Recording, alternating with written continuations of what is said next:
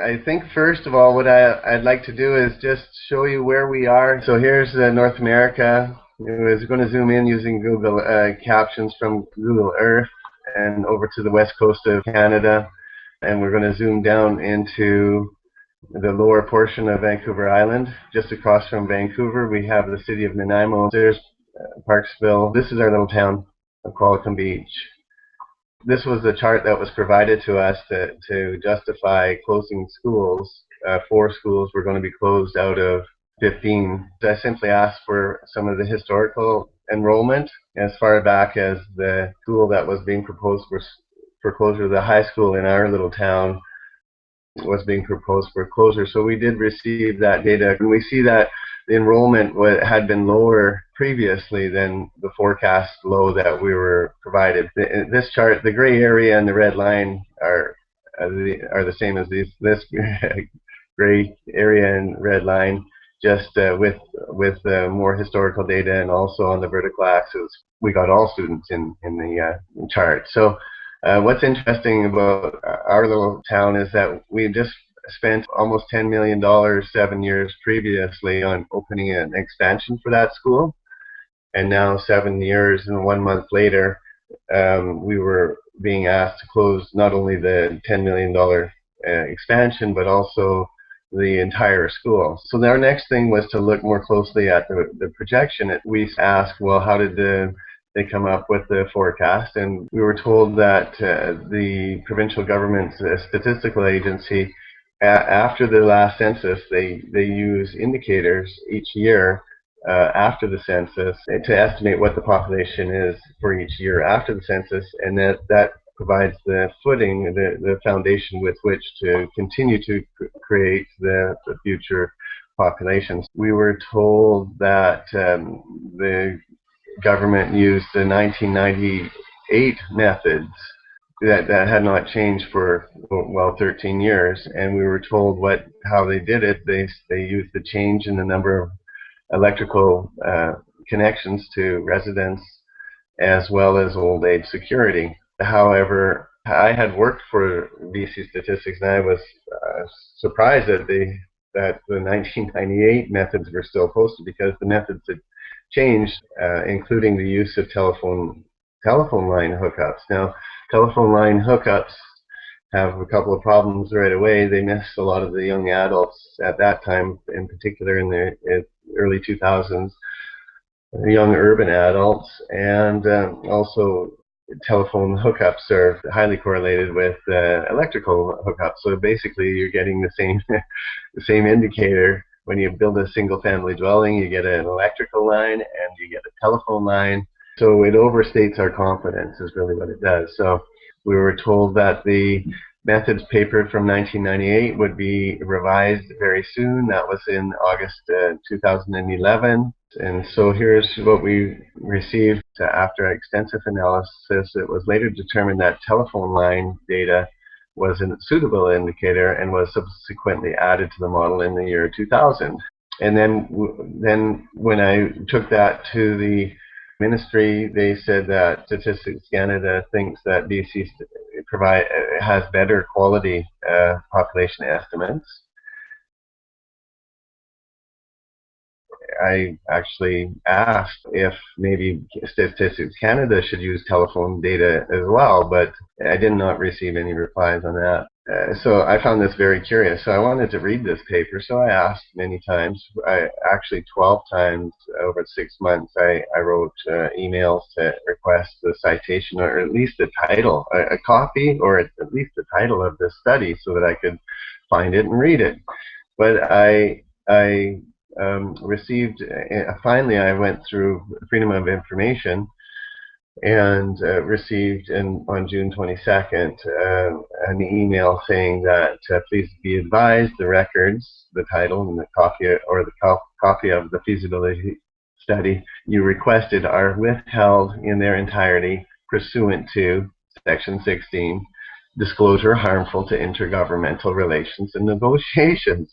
Oh my goodness. So I got involved in demographics because I just thought it was such an interesting area. Now I'm realizing that there's a considerable amount of politics that goes goes along with population numbers. But Statistics Canada did send it, and in there it shows that during the 2004-2005 assessment of methods that BC Statistics did not provide, the did not tell Statistics Canada about the use of telephone landlines, probably because it was problematic. I just wanted to take you to a statement by our provincial premier, Christy Clark. She had mentioned that she thinks that there's a sick culture within the city of Victoria, British Columbia.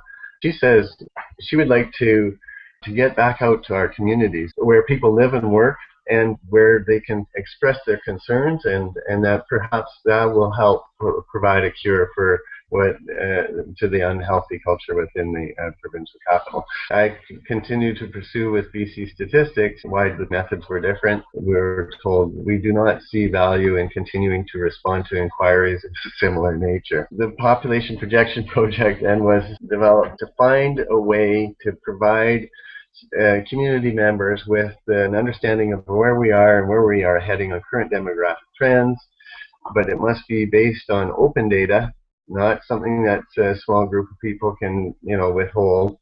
It must be as reliable as possible, and that's why we use the census counts themselves, raw census counts, by age and by sex. And the method must be clear and valid. So I just wanted to point out one other thing with regards to looking at population projection. It's important to provide a set of scenarios, not just one. Statistics Canada's former chief statistician, Ivan Fitlegi, pointed out that forecasting pretends to foretell the future, while the projection is an analytical tool within the constraints of a tightly specified model, which enables people to consider the implications of alternative scenarios. And scenarios is important, Fitlegi tells us. So he says it's our policy to publish always a set of possible projections, each corresponding to a well-defined analytic scenario. But here's what we received in 2013 from the Ministry of Health. This is a projection by BC Statistics, a forecast, and it shows a continued strong increase up and to the right, population increase of about 31%. This is very interesting because we have a very old population, old median age in this area. The median age of the town of Qualicum Beach is over 65. The number of deaths to birth ratio is 6 deaths to 1 birth. And that's not because births are going down. If we run a projection set of scenarios based on cohort change ratios, we get very different look at the future, especially as the baby boomers age into the high mortality years of the 80 and over for this area. However, as it turns out, I was not allowed to present an alternative view to the one that the Ministry of Health has provided. I was not allowed to, and I was eventually told there's no law mandating that all delegations, or my delegation, applying to appear before council at town hall meeting.